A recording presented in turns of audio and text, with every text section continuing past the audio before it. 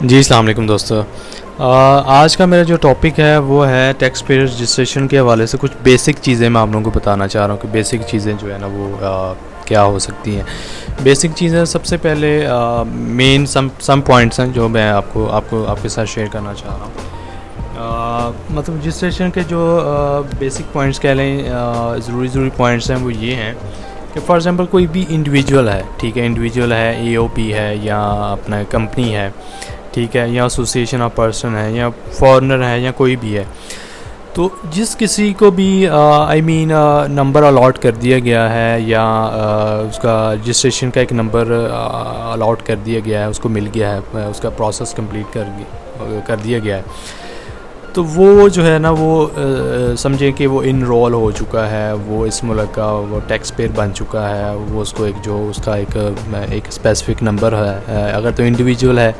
वो भी उसको अलॉट कर दिया गया है, और अगर तो वो कंपनी है तो वो भी अलॉट कर दिया गया है। तो जब वो उसकी इनरोलमेंट हो जाएगी, जब उसका सारा प्रोसेस कंप्लीट हो जाएगा, ठीक है, ये मैं बेसिक बता रहा हूँ, ठीक है, इनरोलमेंट हो जाएगा एफबीआर के अंदर, ठीक है, उसको एक एनटीएन नंबर इशू कर दिया जाएगा, सेल टैक्स नेशनल टैक्स एक नंबर इशू कर दिया जाएगा, ठीक है। तो वो जो है ना उसके बाद उसको एक आईडी पासवर्ड और उसको एक जो है ना वो अलॉट कर दिया जाएगा, ताकि वो अपने टैक्स के मामला जो है ना उस डैशबोर्ड के अंदर या उस सॉफ्टवेयर के अंदर या उस एक लॉगिन आईडी पासवर्ड दे दिया जाता है, तो उसके अंदर वो सारे जो है ना अपने कंसल्टेंट के थ्रू या वो खुद भी एज ए इंडिविजुअल भी सारे मामला कर सकता है, ठीक है। तो वो शैल बी ट्रीटेड, आप उसको ये कह सकते हैं कि वो टैक्स पेयर बन चुका होता है, ठीक है। हमारे पाकिस्तान की एक वेबसाइट है IRIS, ठीक है, इनलैंड रेवेन्यू, ये इसकी है अपना एफबीआर की एक वेबसाइट है जिसके थ्रू हम उसको सारा उसका क्लेम करते हैं, रिटर्न करते हैं, ठीक है। तो अगर तो वो उसको एनटीएन या registration number as a individual allot किया जाता है, तो एज ए इंडिविजुअल का जो अलॉटमेंट नंबर होता है वो उसका जो होता है ना अपना आईडी कार्ड का नंबर, वही कंसीडर किया जाएगा, ठीक है। तो अगर कंपनी है तो कंपनी का ऑब्वियसली वो एक 7 नंबर का 7 डिजिट्स का जो है ना वो एनटीएन नंबर होता है, वो इशू किया जाता है। इंडिविजुअल है तो उसका आईडी कार्ड नंबर ही जो है ना वो उसका वो कंसीडर होगा, उसको वो रूल है, रेगुलेशंस जो है इम्प्लीमेंटेशन की गई है एफबीआर की तरफ से, तो इंडिविजुअल का उसका आईडी कार्ड नंबर ही उसका टैक्स नंबर कंसीडर किया जाएगा, और कंपनी है, एओपी है या कंपनी है या प्राइवेट लिमिटेड या जो भी है,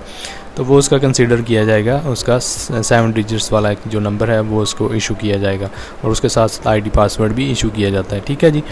और एनटीएन रजिस्ट्रेशन नंबर जो है ना वो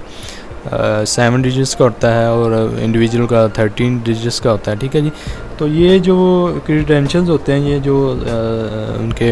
प्राइवेट कह लें या प्राइवेसी होती है उनके आईडी पासवर्ड, ठीक है, तो ये बेसिकली वो उन्हीं के रिप्रेजेंट कर रहे होते हैं, उन्हीं का डाटा सारा उसके अंदर आ रहा होता है, ठीक है। और ये IRIS के अंदर जो है ना इसका सारा जो है ना वो या वहाँ पे इसका सारा वो इसका फ़ाइल सबमिट करवानी होती है, सारा आपका बताना होता है कि आपके क्या एसेट्स थे, क्या सेल्स थी, क्या परचेज़ थी, सारा रिकॉर्ड उसी के अंदर सबमिट करवाना होता है। तो ये बेसिकली IRS जो है ना बेसिकली एक इनकम टैक्स जो है ना वो एक सिस्टम है जो गवर्नमेंट ने अलॉट किया हुआ है, बनवाया हुआ है, और इसी के through which is only way through which online income tax return can be filed, ठीक है जी। इसी के थ्रू जो है ना हम अपनी फाइल्स जो है ना वो सबमिट करवा सकते हैं, इसी के थ्रू हम जो है ना मामलात करवा सकते हैं। तो गवर्नमेंट ऐसा ऐसा मैनुअल से हट के तो ऑनलाइन आ रही, ताकि घर बैठ के हर बंदा अपना फ़ाइल वगैरह जो टैक्स के मामला है, इनकम के, सेल्स के जो भी है, तो ये सारे वहाँ पे सबमिट करवा। तो ये बेसिक जो है ना वो उसका था रजिस्ट्रेशन का बेसिक, के अपना जो टैक्स पेयर है वो उसकी रजिस्ट्रेशन के क्या मामला है, कैसे जो है ना वो अपना कौन सा उसको नंबर अलॉट किया जाएगा, कंपनीज को कौन सा अलॉट किया जाएगा, ठीक है। तो ये बेसिक नॉलेज थी इसकी, टैक्स पेयर रजिस्ट्रेशन की बेसिक नॉलेज थी, ये आज का टॉपिक था, ठीक है जी। Thank you so very much. अस्सलाम वालेकुम।